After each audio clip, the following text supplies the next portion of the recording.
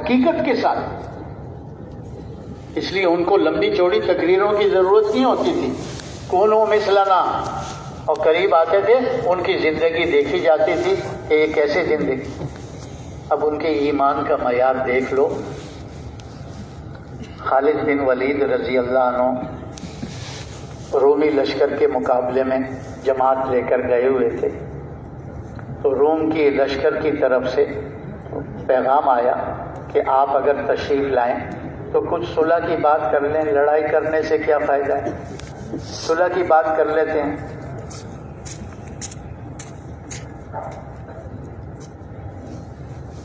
تو خالد بن ولید رضی اللہ عنہ ان کے پاس گئے.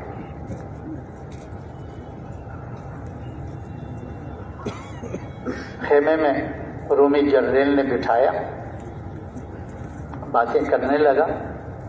پھر ایک شیشی نکالی، اس کا ڈھکن کھول کر ایک قطرہ نیچے ڈالا، اس میں زمین پہ آگ لگ گئی.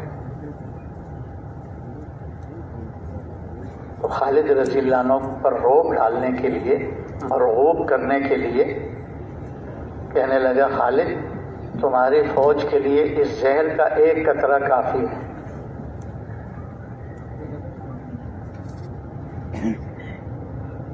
خالد رضی اللہ عنہ نے کہا، یہ شیشی مجھے دکھاؤ.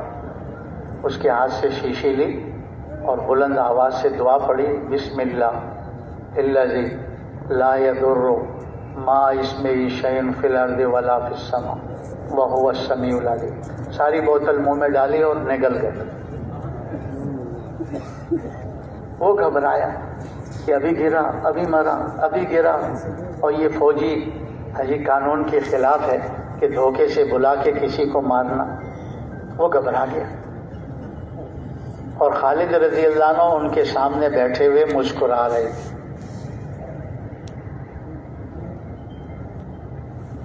تو اس رومی جرنیل نے کہا، خالد میں نے تمہارے اللہ کی طاقت دیکھ لی ہے، اب تم مجھے بھی اپنے جیسا بنا لو. میں نے تمہارے اللہ کی طاقت دیکھ لی ہے.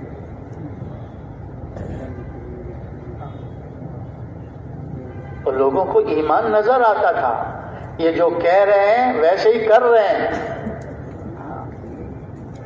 وہ رومی جرنیل جو حضرت عمر رضی اللہ عنہ وہ گرفتار ہو کر آیا تھا مدینے میں، مسجد میں لے گئے تو وہاں حضرت عمر رضی اللہ عنہ تھے نہیں.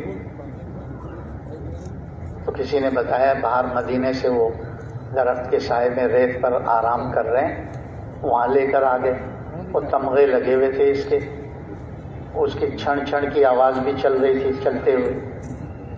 جب عمر رضی اللہ عنہ کے قریب پہنچے تو وہ چھن چھن کی آواز سے ان کی آنکھ کھل گئی. دیکھا رومی جنرل کھڑا ہوا، پوچھا کیا حال ہے؟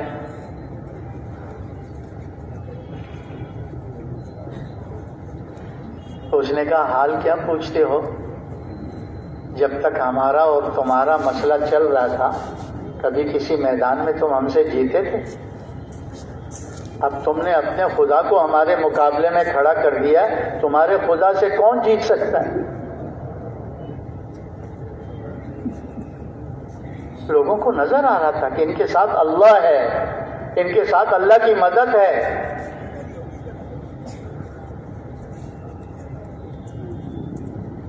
تو حضرات صحابہ اکرام عملی طور پر دنیا کے اندر پھر پھر کر لوگوں کو کہہ رہے تھے، کونو مثلنا، کونو مثلنا، ارے ہم جیسے ہو جاؤ. جیسے اللہ نے ہمیں کامیابی عطا فرمائی، ہم کہاں تھے؟ ہم تو گرے پڑے تھے، ساری قوموں کے نیچے تھے. اللہ نے ہم میں نبی بھیجا، ہماری طرف دین بھیجا، ہم نے نبی کی بات کو مان کر اس دین کے مطابق عمل شروع کیا. اللہ ہمارے ساتھ ہو گئے. اللہ نے ہمارے سارے قوموں کے نیچے سے نکال کر تمہارے سارے قوموں کے سروں پہ بٹھا دیا ہے. ہم کہتے ہیں تم بھی ہم جیسے ہو جاؤ. یہ دنیا کے نقشوں سے نہیں ہوتا، دنیا کی فوجوں سے نہیں ہوتا، دنیا کی اسلحہ سے نہیں ہوتا. اللہ کو ساتھ لو، اللہ کو ساتھ لو. تو حضرات صحابہ اکرام امت کا پہلا طبقہ، ان کی زندگی آنے والی ساری امت کے لیے نمونہ ہے، دین کے اعتبار سے اور دین کی محنت کے اعتبار سے، کیونکہ براہ راست حضور سے دین انہوں نے سیکھا، آگے امت تک پہنچایا۔ دین کی محنت حضور سے براہ راست خود سیکھی، ان کی صحبت میں رہ کر، پھر آگے امت تک پہنچایا۔ تو ہمارے لیے نمونہ حضرات صحابہ کرام کی زندگی ہے، دین کے اعتبار سے بھی اور دین کی محنت کے اعتبار سے۔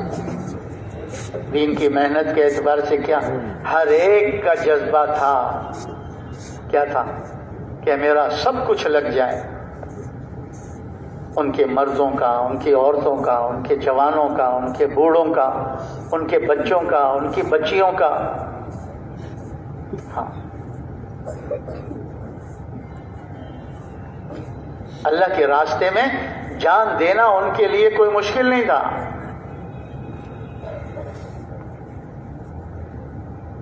یہ تو جان اللہ نے دی اسی لیے ہے، مال دینا اللہ کے دین پر لگانا ان کے لیے مشکل نہیں تھا، کہ پتا تھا کہ اللہ نے دیا اسی لیے۔ جان و مال کا مصرف اللہ کا دین ہے، اللہ کے دین کی محنت کے تقاضے ہیں۔ اس لیے اگر ان کی زندگی کو دیکھا جائے، سال میں 4-6 مہینے وہ اللہ کے راستے میں پھرنے میں لگاتے تھے، 6 مہینے 8 مہینے اپنے مقام پر آدھا وقت مسجد کے اعمال کے لیے دیتے تھے، اس آدھے میں سے آدھا کاروبار اپنی ضرورتوں کو دیکھنا، آدھا گھر بار، بس۔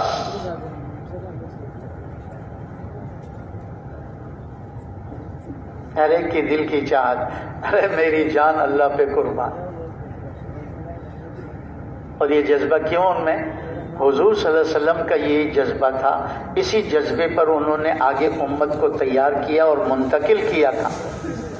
حضور صلی اللہ علیہ وسلم کا کیا جذبہ تھا؟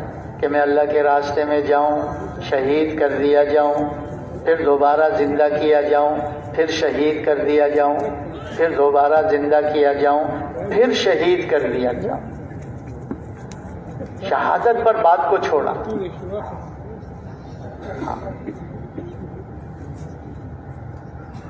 اور یہی ہر صحابی کے دل کے جذبہ۔ ہاں، ایک صحابی کا واقعہ لکھا ہے،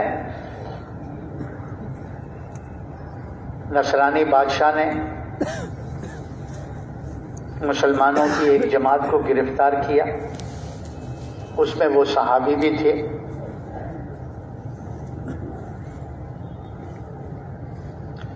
اور اسلام دنیا میں پھیل رہا تھا۔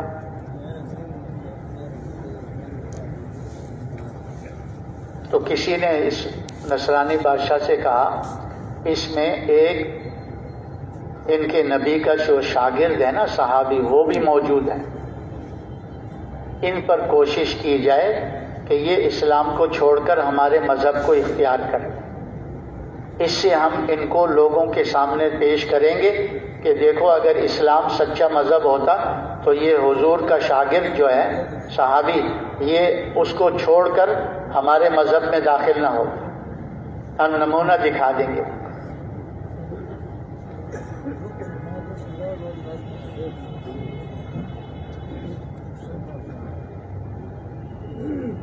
تو کفر کی جو بنیادیں ہیں وہ تو پہلے لالچ تھی، تو اس بادشاہ نے بھی ان کو لالچ دی۔ کیا کہا؟ بیٹی بھی دے دوں گا اور آدھی سلطنت بھی دے دوں گا، تم اسلام کو چھوڑ دو، نصرانیت اختیار کر دو۔ اس صحابی نے کیا کہا؟ بیٹی بھی دے دو، پوری حکومت بھی دے دو، اور اتنا کہو کہ میں آنکھ بند کروں اسلام سے نکل جاؤں اور دوبارہ آنکھ کھولوں تو اسلام میں اتنی دیر کے لیے بھی اسلام کو چھوڑنے کے لیے تیار نہیں۔ ہاں۔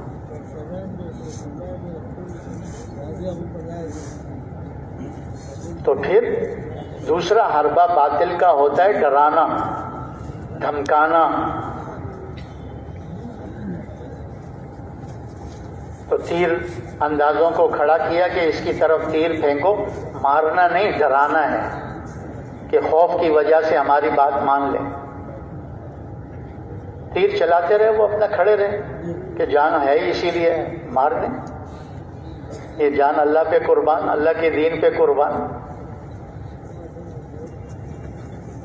جب دیکھا کہ اس طرح نہیں ڈرے تو بادشاہ سے مشورہ کر کے ان پانی کا ایک بڑا کڑاؤ، کھولتا ہوا پانی ان کی جماعت میں سے ایک کو لے کر اس پانی میں ڈال دیا. وہ بیچارہ شہید ہو گیا. تو یہ کھڑے دیکھ رہے تھے، ان کی آنکھوں میں سے آنسو آ گئے. تو بادشاہ کو بتایا کہ ڈر گیا، رو رہا ہے. کہا جلدی لاؤ جلدی لاؤ. جب لائے تو بادشاہ نے کہا کہ وہی میرا ہے، شہزادی بھی دوں گا اور آدھی سلطنت بھی دوں گا، تم اسلام کو چھوڑ دو، ہمارا مذہب اختیار. تو صحابی نے کہا میرا بھی پہلا وہی پہلا جواب ہے، آنکھ بند کروں اسلام سے نکل جاؤں، آنکھ کھولوں دوبارہ اسلام میں اتنی دیر کے لیے بھی نہیں چھوڑ سکتا. تو بادشاہ نے پوچھا رویا کیوں تھا؟ انہوں نے کہا رویا اس لیے تھا، ایک ہی جان ہے اور ایک ہی دفعہ اس کڑائی میں جائے گا ختم. میں اس لیے رویا کہ میرے جسم پر سر سے لے کر پیر تک جتنے بال ہیں اتنی میری جانیں بن جائیں اور تم ایک ایک کر کے اس کڑائی میں ڈالتے جاؤ. یہ ساری جانیں اللہ پر قربان. جی ہاں، یہ دین ایسے نہیں پھیلتا ہے، قربانی سے پھیلتا ہے. جی ہاں، اور اس درجے کی قربانی ہوتی ہے.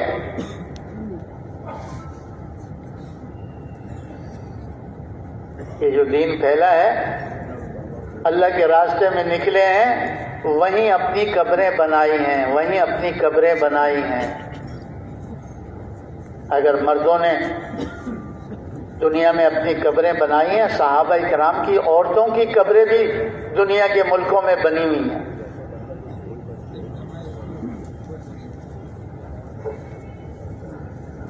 جیسے ابو ایوب انصاری رضی اللہ عنہ استنبول میں ان کی قبر،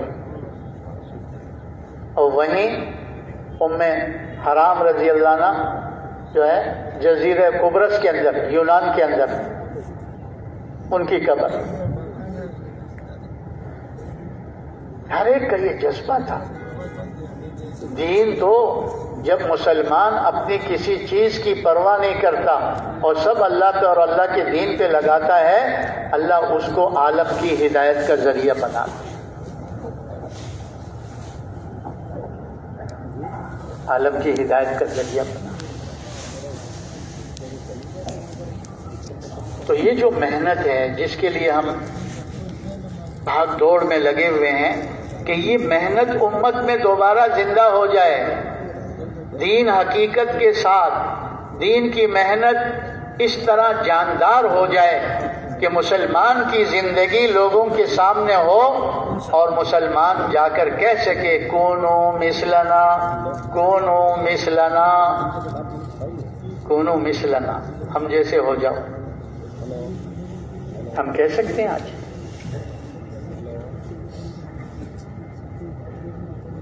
یہ محنت جو ہو رہی ہے کہ امت مسلمہ پورے دین پر حقیقت کے ساتھ آ جائے.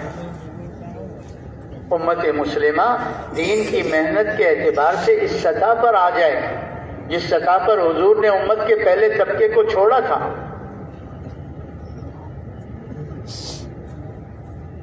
اس امت کی مثال بتاتے ہیں کہ سورج کی طرح ہے.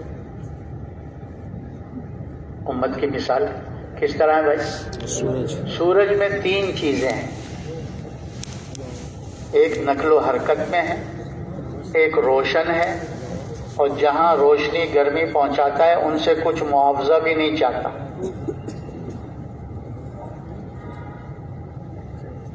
نقل و حرکت میں ایسے ہے کہ کہیں ہمیں طلوع ہوتا ہوا نظر آ رہا ہے، کہیں نصف نہار پر ہے، کہیں غروب ہو رہا ہے، دنیا کے چاروں طرف یہ پھر رہا ہے.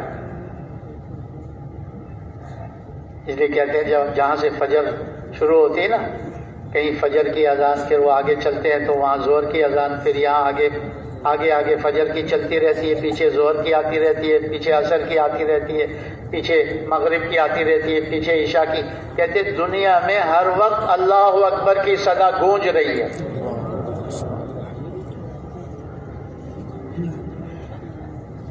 جی ہاں، ساری دنیا میں مسلمان ہیں، ساری دنیا میں مسلمان رہتے ہیں اور یہ صدا گونج رہی ہے، اللہ اکبر اللہ اکبر. تو ایسے نقل و حرکت میں ہے سورج، اور روشن ہے، روشن. ابھی وہ نکلا ہی نہیں ہوتا لیکن اس کے آثار شروع ہو جاتے ہیں، اور صبح صادق کیسے روشنی ہو رہی ہوتی ہے، اور جب خود نکل جاتا ساری دنیا کو روشن کر دیتا ہے جہاں جہاں جاتا ہے، اور کسی سے کچھ نہیں چاہتا. ان اجری الا علی رب العالمین. جیسے نبی کہتے تھے ہمارا بدلہ تم پر نہیں ہے، ہمارا اجر، ہمارا بدلہ کون دے گا؟ اللہ دے گا، اللہ دے گا. ہمارے بڑے فرماتے ہیں امت جب تک اس طرح نقل و حرکت پہ تھی اور دین سے روشن تھی اور کسی سے کچھ نہیں مانگتی تھی، اپنا بھی سب کچھ ان کو دینے کے لیے تیار تھی، تو اللہ پاک نے کیا کیا؟ عمر رضی اللہ عنہ کے زمانے میں 22 لاکھ مربع میل تک اسلام پہنچا. اس کے بعد حضرت معاویہ رضی اللہ عنہ کے زمانے میں 65 سے 70 لاکھ مربع میل تک اسلام پہنچا. دور کے جو ممالک ہیں، دور کے، یہ عرب نہیں ہیں لیکن صحابہ وہاں پہنچے، ان کے دین کو نہیں، ان کے لباس کو، ان کی رہن سہن کو، ان کی زبان کو. وہ افریقی ممالک ہیں لیکن فخر سے کہتے ہیں نحن عرب، نحن عرب، ہم عربی ہیں.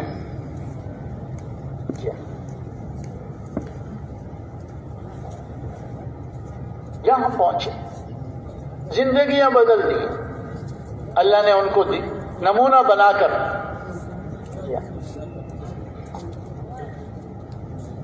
ان کو نظر آیا ان آنکھوں سے واقعی اللہ ان کے ساتھ ہے، اللہ کی مدد ان کے ساتھ ہے. اللہ نے ان کو کہاں سے اٹھایا، کہاں پہنچایا. اگر ہم بھی ان کے پیچھے چل پڑے تو اللہ ہمیں بھی وہاں پہنچا دے گا. یہ تو دنیا کے اعتبار سے. آخرت جو یہ دین کا منتہا یہی ہے کہ موت سے جو زندگی آ رہی ہے، قبر ہے، حشر ہے، پلصراط ہے، جنت ہے، دوزخ ہے، یہ اصل زندگی تو موت کے بعد شروع ہو رہی ہے، اور اس کا وعدہ بھی اسی دین کے ساتھ ہے، دین اسلام کے ساتھ. تو ہم اللہ کو ساتھ لے لیں، ہمیں اللہ نے جس مقصد کے لیے پیدا کیا ہے اس مقصد کو پورا کریں. پھر امیہ خلفاء آئے، عمر بن عبدالعزیز رحمۃ اللہ علیہ، 2-2.5 سال ان کی خلافت کا ہے، اور لوگوں نے اپنی آنکھوں سے دیکھا، امن کو دیکھا، سلامتی کو دیکھا، ہاں چین سکون والی زندگی دیکھی. یہاں تک اللہ نے ان کو دکھایا کہ 2 دشمن چیزیں ایک دوسرے کی، بھیڑ اور بھیڑیا، ایک ہی گھاٹ سے پانی پی رہے ہیں. بھیڑ اور بھیڑیا کیا کر رہے ہیں؟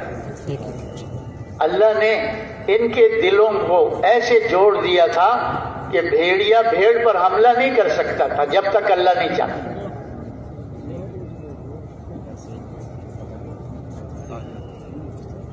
وہ جو ان کے انتقال کے بعد جب وہ بھیڑیے کی چروائے کی ایک بھیڑ کو بھیڑیا اٹھا کے بھاگا، اس کو مارا اس نے، تو اس نے کی کہ عمر بن عبدالعزیز رحمۃ اللہ علیہ کا انتقال ہو گیا ہے. کیوں؟ عدل قائم کیا، انصاف قائم کیا، اپنے پاس جو کچھ تھا سب کچھ لگا دیا، بیوی کا بھی لے کر سب بیت المال میں جمع کر دیا۔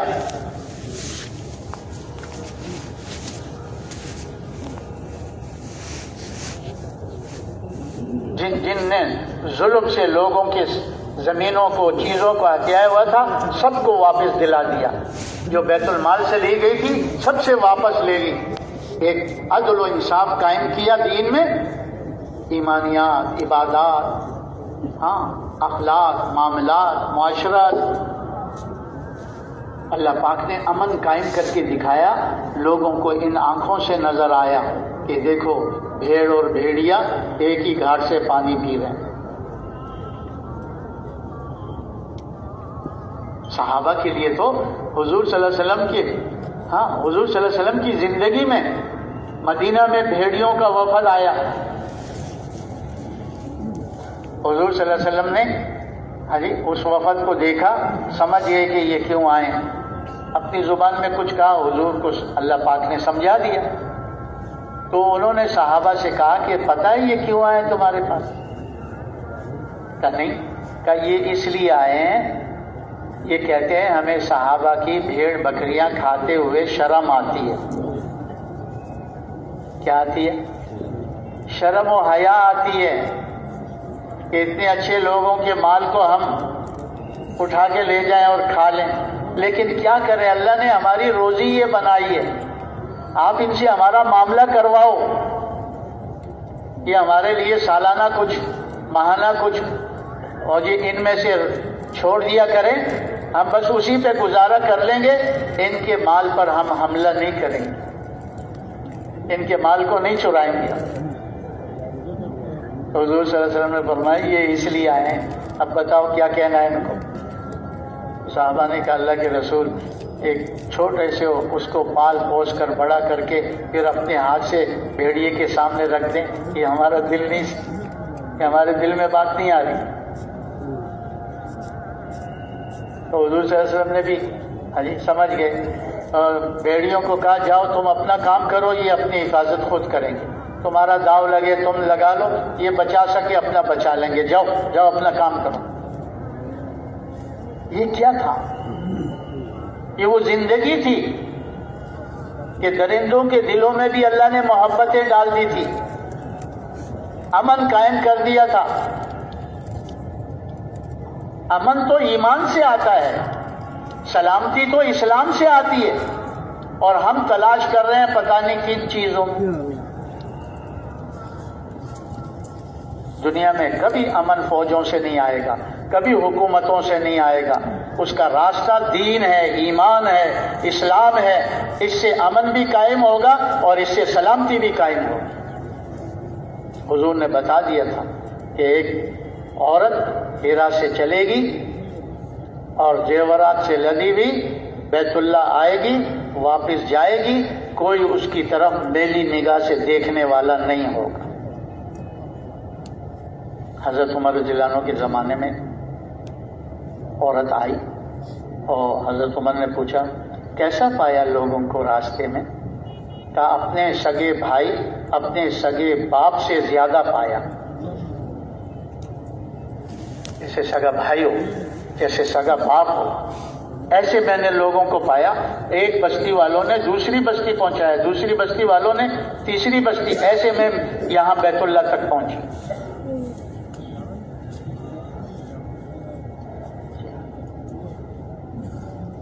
تو زندگی دکھائیں تو صحیح جس پر اللہ کی سامنے آئے، لوگوں کے، ان اندھوں کو نظر آئے۔ یہ تو بیچاروں کو نظر نہیں آ رہا، آج مسلمان کو بھی نظر نہیں آ رہا نا، وہ بھی تو اس راستے کو چھوڑ کر بیچارہ بھٹک گیا ہے۔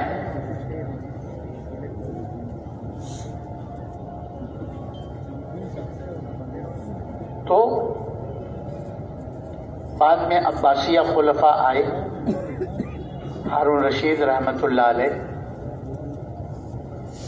ان کے زمانے میں 3 حصے دنیا اسلام میں داخل ہو گئی، اور ایک کونا چوتھائی جو تھا فرانس کا، یورپ کا، وہ رہ گیا تھا بس۔ ان قوموں تک، ان ملکوں تک اللہ نے ان مسلمانوں کے ذریعے سے دین کو پہنچایا کہ ایک کونا رہ گیا، صرف ایک کونا۔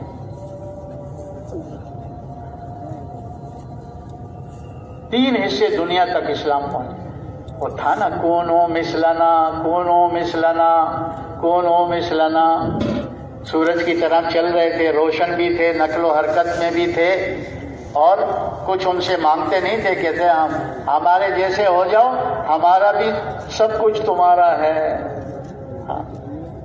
ہم تم سے تمہارا ملک لینے نہیں آئے، ہم تم سے تمہاری چیزیں لینے نہیں آئے، ہم تمہیں دینے کے لیے آئے ہیں۔ تو جب وہ کونا چھوٹا رہ گیا نا، فرانس کی طرف کا، اٹلی کی طرف کا، تو وہ جمع ہوئے وہاں کہ اسلام اتنی تیزی سے پھیلا ہے اور یہ تھوڑا سا علاقہ ہمارا رہ گیا ہے اور یہ بھی ہمارے ہاتھ سے نکل جائے گا، اس کا راستہ روکنا چاہیے اسلام کا کہ ہمارے لوگ جو ادھر جا رہے ہیں یہ رک جائیں۔ تو اٹلی کے اندر ان کے پوپ پادری جمع ہوئے،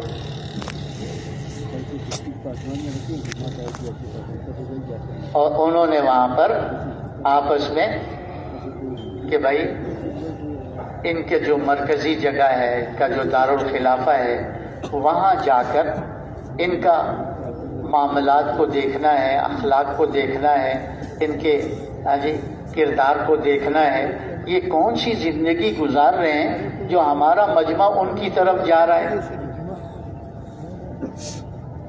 اور ان کا آپس کا مجمع جڑ کے چل رہا ہے۔ تو ہمیں پہلے معلوم ہو، پھر بیٹھ کر کوئی اسکیم کریں، کوئی سازش کریں۔ تو انہوں نے ایک وفد بھیجا جو بغداد پہنچا۔ ہارون رشید رحمۃ اللہ علیہ کے زمانے میں دارالخلافہ بغداد تھا، اور وہ تاجروں کے بھیس کے اندر آئے۔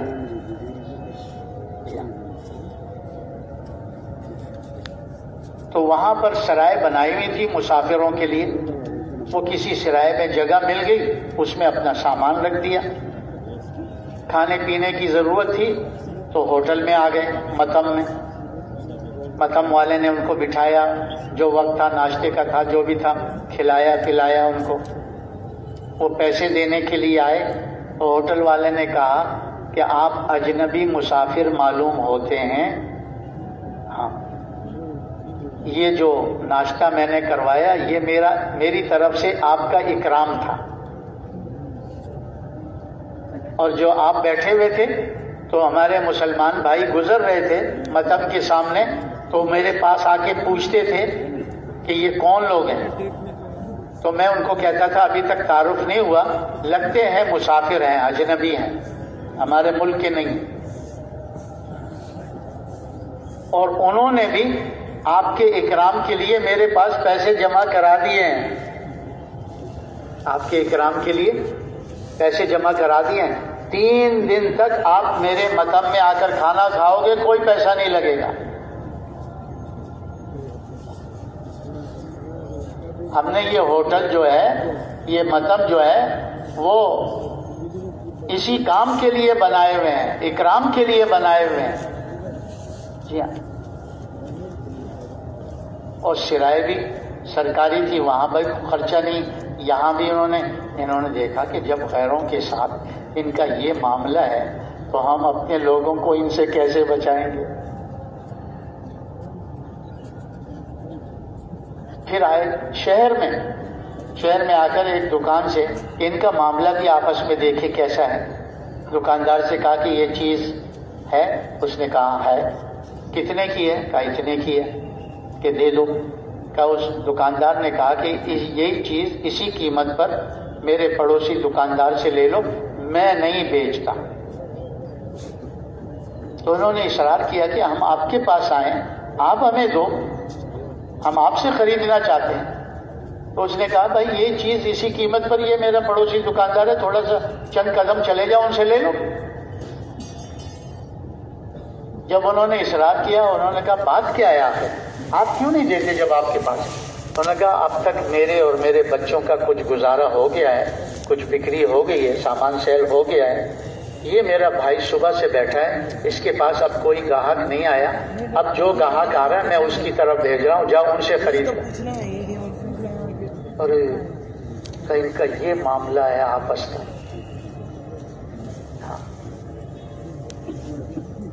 یہ معاملہ ہے آپس کا ان کا۔ تو زندگی تھی جو دیکھ رہے تھے لوگ کہ غیروں کے ساتھ ان کا معاملہ کیسا ہے، اپنوں کے ساتھ کیسا ہے۔ جب یہ زندگی عملی طور پر لوگوں کے سامنے تھی تو جھک مار رہے تھے اس درندگی والی زندگی کے لیے، حیوانیت والی زندگی کے لیے۔ بے دینی کی زندگی تو ہے درندگیت کی، حیوانیت کی، شیطانیت کی، اس میں کہاں چین سکون ہے، کہاں راحت اور اطمینان ہے، کہاں عزت ہے۔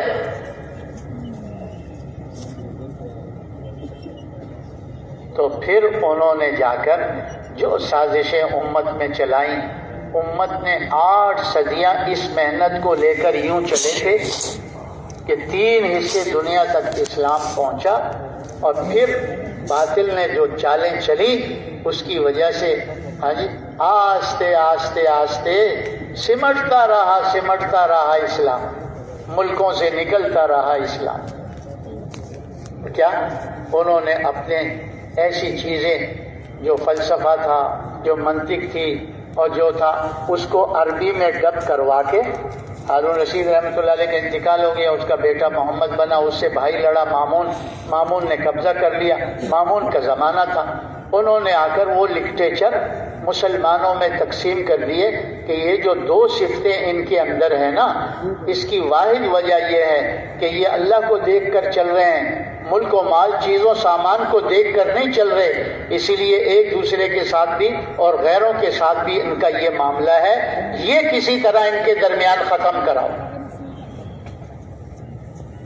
ان کے اندر دنیا گھسے، ان کے اندر دنیا کی طلب ہو، تاکہ بھائی بھائی کا نہ رہے، باپ بیٹے کا نہ رہے، رشتہ دار کا نہ رہے، اور غیروں سے بھی ان کا یہی معاملہ، رسا کشی ڈال دو، تم کون ہوتے ہو، تم کون ہوتے، یہ اپنا ان پر نہ لگائیں۔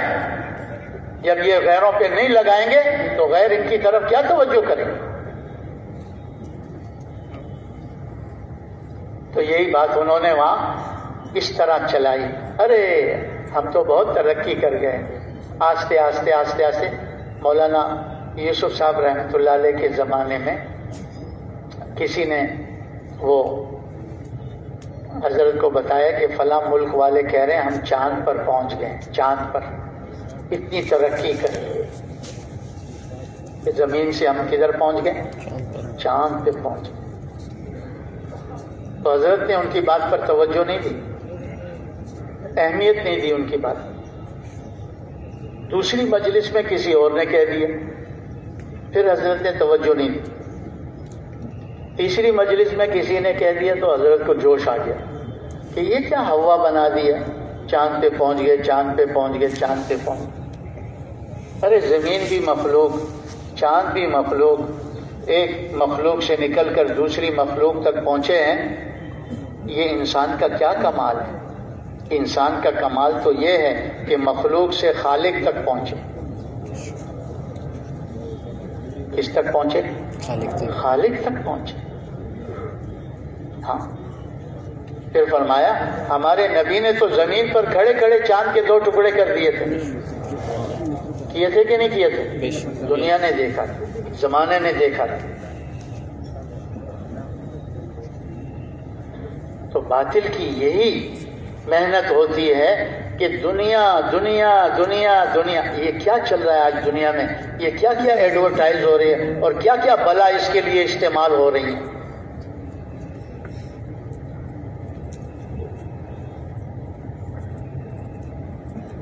کیونکہ حضور صلی اللہ علیہ وسلم نے صحابہ کے سامنے یہ بات کی تھی کہ اس وقت تمہارا کیا حال ہوگا جب یہ اقوام عالم تم پر ٹوٹ پڑیں گے، ایسے ٹوٹ پڑیں گے جیسے کھانے والے دسترخوان پر کھانے کے لیے کھانے پر ٹوٹ پڑتے ہیں۔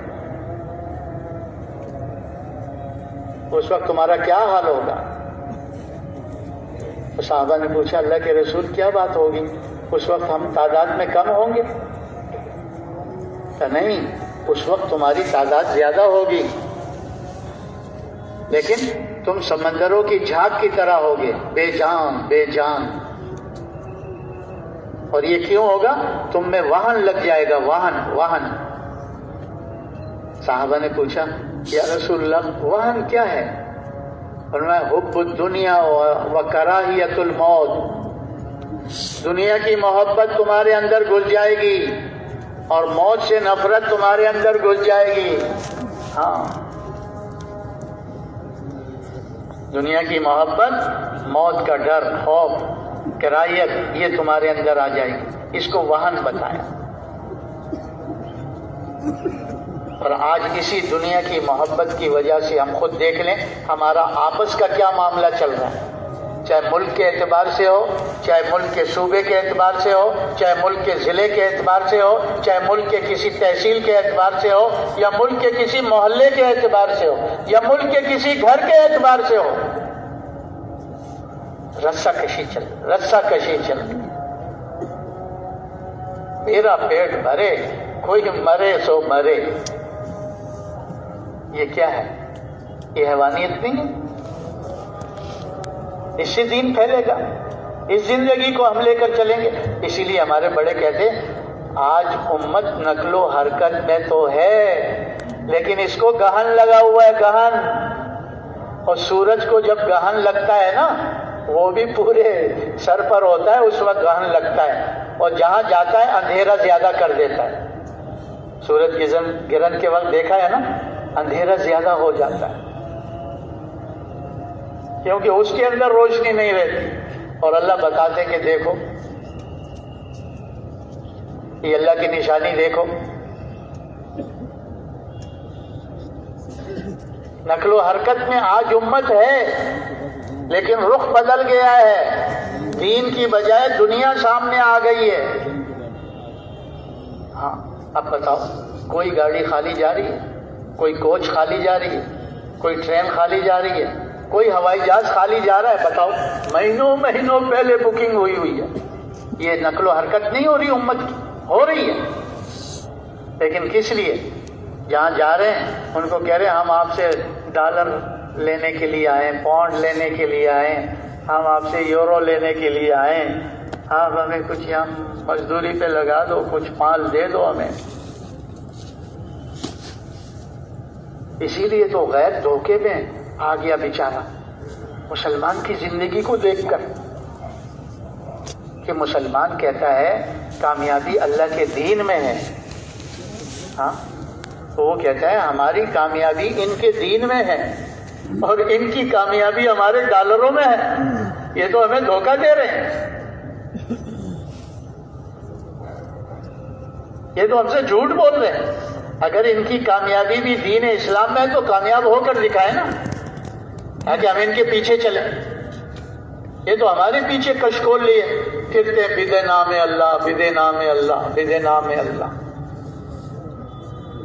ارے مسلمان تو غیر سے مانگنے والا نہیں تھا، وہ تو اللہ سے مانگنے والا تھا۔ مسلمان کا ہاتھ تو اللہ کے خزانے میں تھا، وہاں سے لیتا تھا اور دوسروں پہ خرچ کرتا تھا، دوسروں پہ خرچ کرتا تھا۔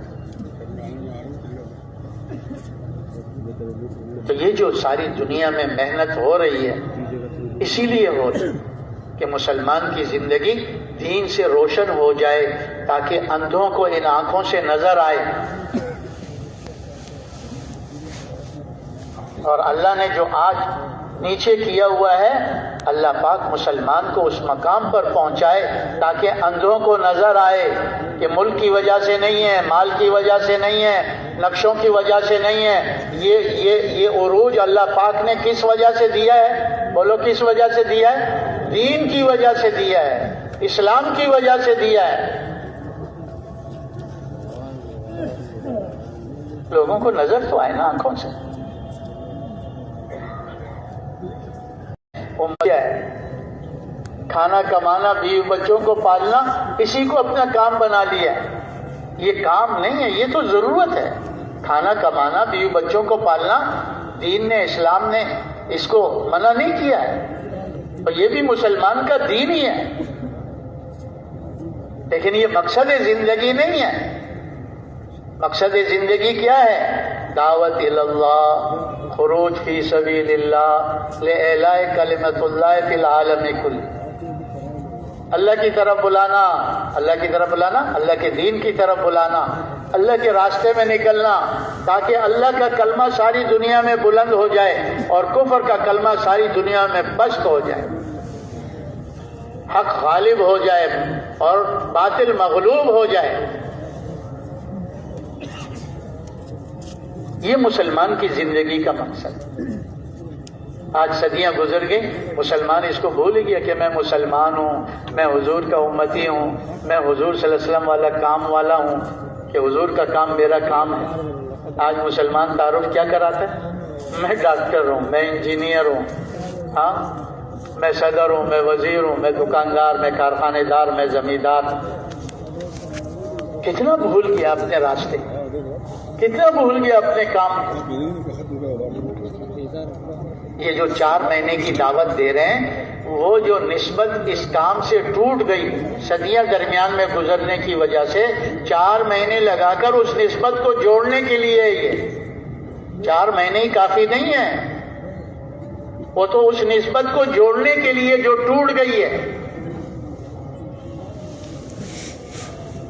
ہمارے بڑے یہ فرماتے تھے کہ آج مسلمان اپنی ذمہ داری کے احساس سے بھی خالی ہو گیا کہ میں پوری امت کا ذمہ دار ہوں. آج مسلمان کو یہ احساس بھی نہیں. حاجی عبدالوہاب صاحب رحمۃ اللہ علیہ فرماتے تھے، ہمیں بلا بلا کر کہتے تھے یہ بات کہو مجھ میں سے، یہ بات کہو. یہ کہتے تھے کہ ہر مسلمان کو اس کی ذمہ داری کا احساس دلاؤ اور اس ذمہ داری کے پورا کرنے پر ہر مسلمان کو تیار کرو. کسی مسلمان کو اس کام سے باہر نہیں چھوڑنا، سب کو اس کام والا بنانا ہے. ہاں، کسی مسلمان کو اس کام سے باہر نہیں چھوڑنا.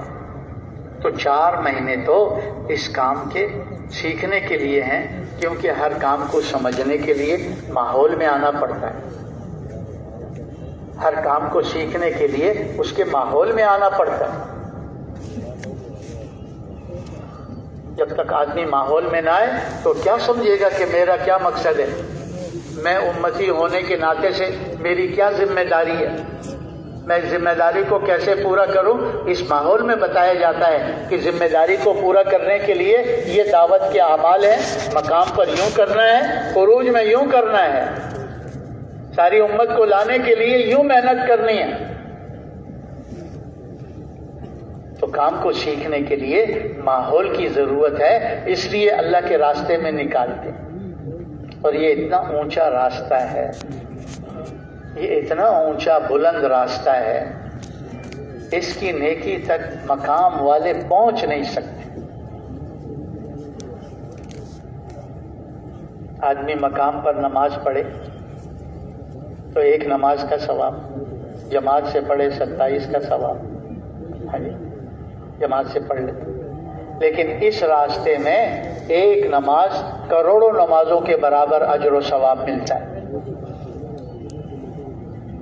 1 روپیہ اپنے مقام پر صدقہ کیے 1 ہی کا اجر و ثواب ملتا ہے. اس راستے میں اپنے کھانے کرائے پہ 1 روپیہ لگایا، لاکھوں روپے صدقے کا ثواب.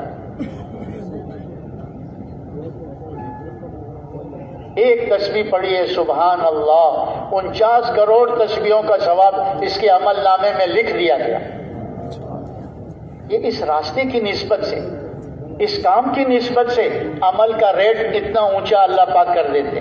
اور چھوڑو، اس راستے میں بدن پر گرد و غبار لگ جائے، مٹی لگ جائے، اس جسم پر جہنم کی آگ تو درکنار، جہنم کا دھواں بھی اللہ حرام کر دیتے.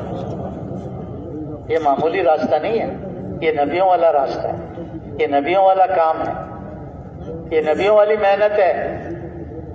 اس لیے فرمایا اس امت کو اللہ پاک اس محنت کی برکت سے نبیوں کے ساتھ حشر فرمائیں گے، نبیوں کے پڑوس میں جنت عطا فرمائیں گے.